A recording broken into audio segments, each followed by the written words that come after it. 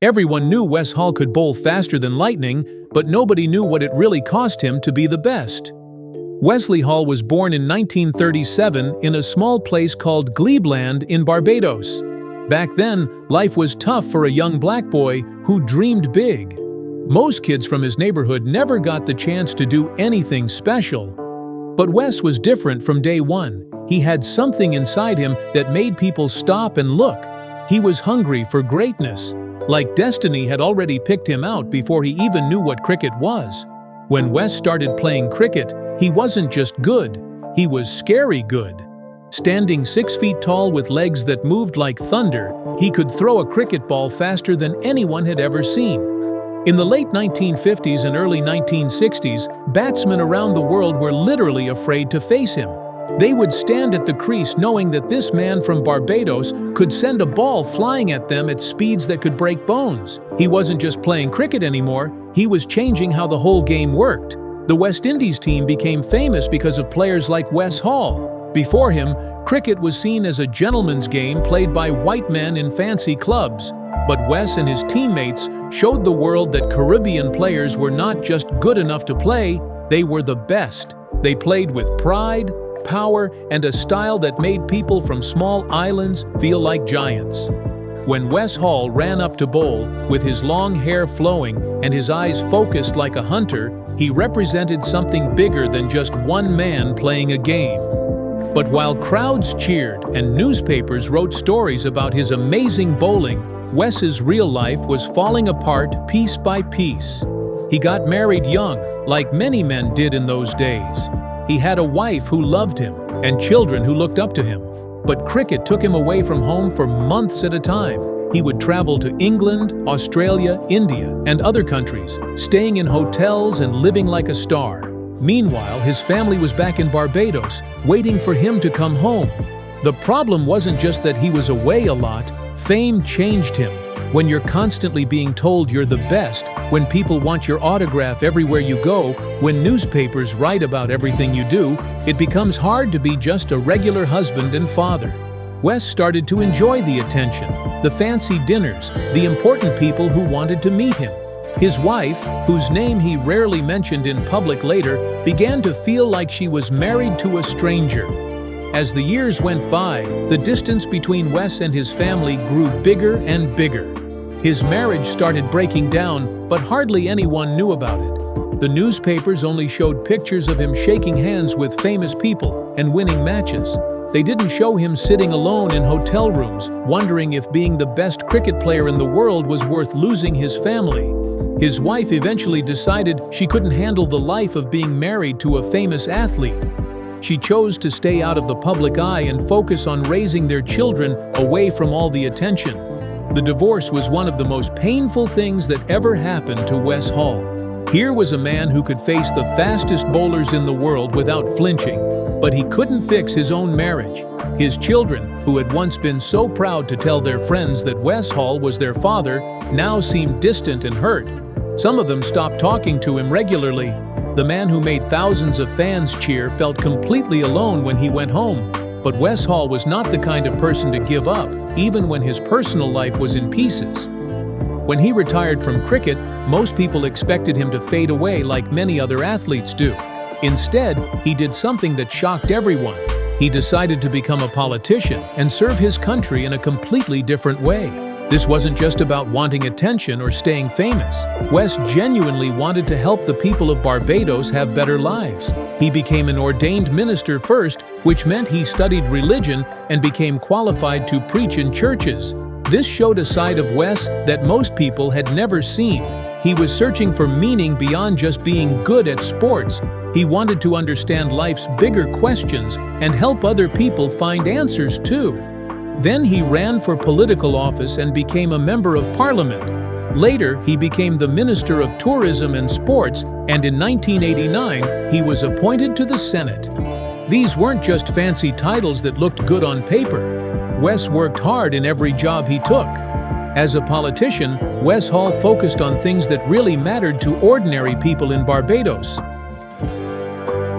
He worked on improving schools because he knew that education was the key to helping young people build better lives. He created programs for youth that used sports to teach discipline and teamwork. He believed that cricket and other sports could do more than just entertain people. They could actually change communities and give kids hope for their futures. What made Wes different from many other politicians was that he never forgot where he came from. He remembered being that poor boy from Glebe who had big dreams. When he spoke in Parliament or visited schools, he talked to people like they were his neighbors, not like he was some important person talking down to them. He understood what it felt like to struggle, and he used that understanding to make policies that actually helped people. But even as Wes was building this new career and helping his country, he still carried deep sadness about his family. In interviews during the 1990s, people could see that he had changed from the fierce, confident fast bowler of his youth.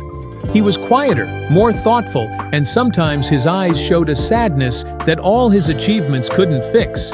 He would talk about his regrets, not about his cricket career, but about the time he missed with his children, the birthdays he wasn't there for, the school plays he missed because he was in some other country playing cricket.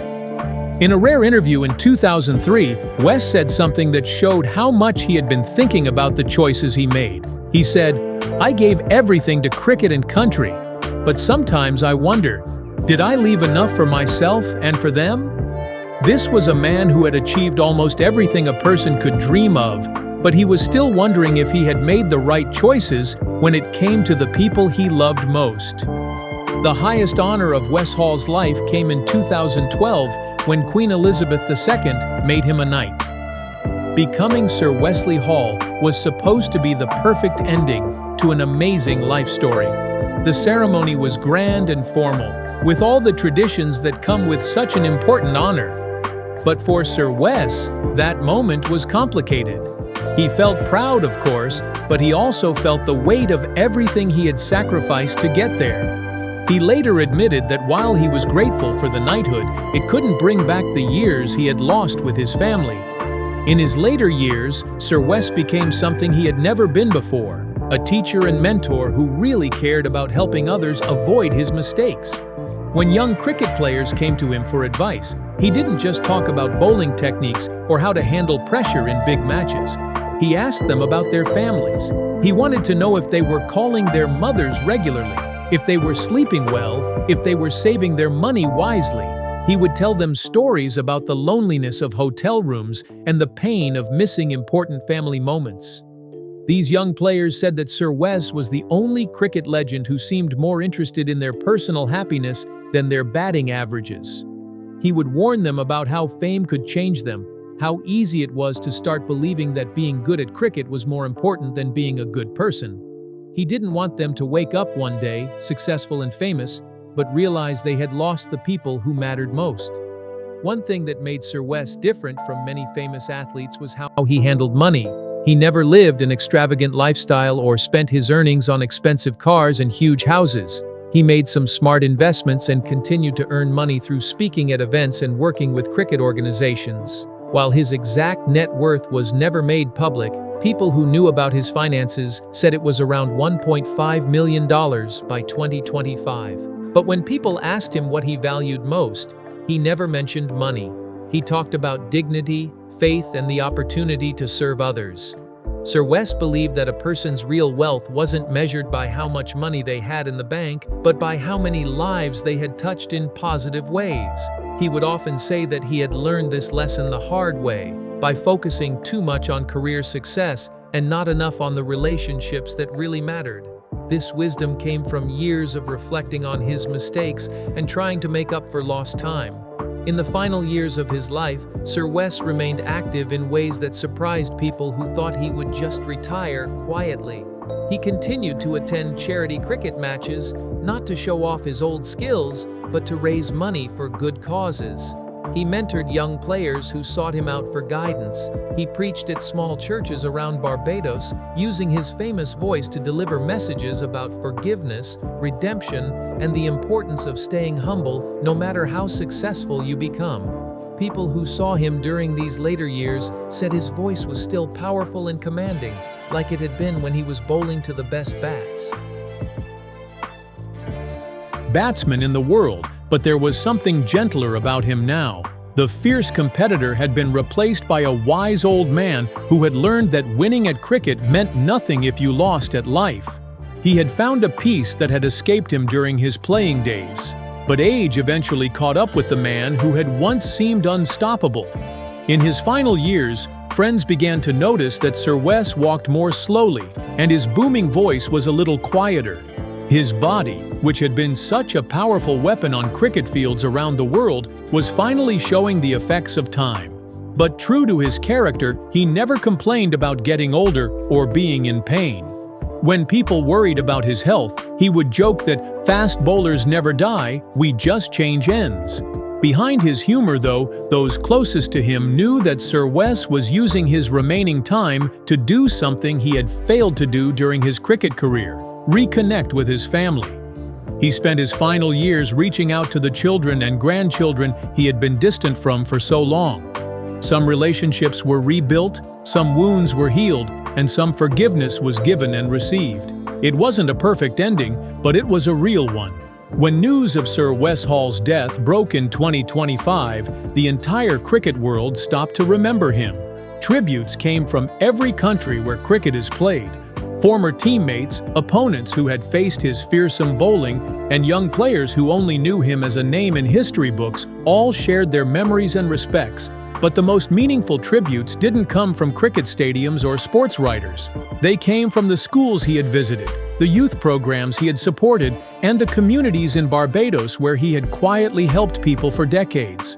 These tributes remembered Sir Wes Hall not just as the fastest bowler of his era, but as a man who had learned from his mistakes and spent his later years trying to help others. They remembered a leader who never forgot his humble beginnings and always tried to lift up the people around him. They remembered someone who had the courage to admit when he was wrong and the strength to keep trying to do better. The real legacy of Sir Wes Hall isn't found in record books or trophy cases. It's in the lesson his life teaches about the price of fame and the value of redemption. He showed that it's possible to be incredibly successful in your career and still fail in the things that matter most. But he also showed that it's never too late to learn from your mistakes and try to make things right. His life proves that being great at what you do is not the same as being great as a person, and that real greatness comes from how you treat the people who love you. Sir Wes Hall changed cricket forever, but more importantly, he changed himself. He went from being a young man who thought success in sports was everything to an older man who understood that family, faith, and service to others were what really mattered. His journey from cricket hero to broken family man to wise mentor shows that even legends are human, and that being human means making mistakes, learning from them, and never giving up on becoming better. Drop a lightning bolt if this untold story of cricket's fastest legend moved you.